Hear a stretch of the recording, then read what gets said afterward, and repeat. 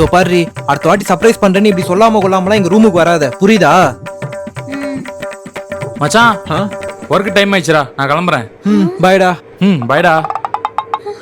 ஏய், அவன் போட்டு போற டி-ஷர்ட் நான் உன் பர்த்டேக்கு வாங்கி கொடுத்தது தானே? ஆமா, இரு நான் போய் வாங்கிட்டு வரேன். டேய் டேய், இது யார் வாங்கி கொடுத்த டி-ஷர்ட்ரா? இதுவா நான் போட்டு டேய் இரு, அங்க ஒரு பொண்ணு போறாடா. உள்ள எதுவும் போலடா. டேய் டேய் டேய். ஐயோ, நான் ஷர்ட் இல்லாம இருந்த அந்த பொண்ணு வேற பாத்துட்டா.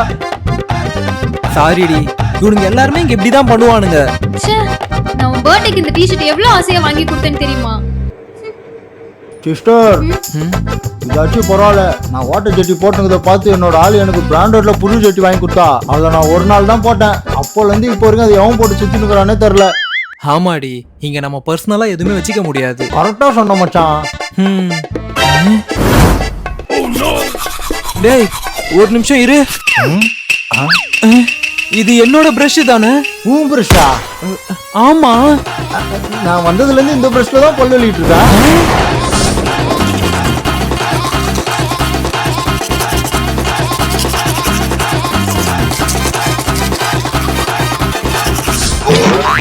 நம்ம தானே வந்து எடுக்கணும், இன்னும் எடுக்கிறான். சை கருமம்.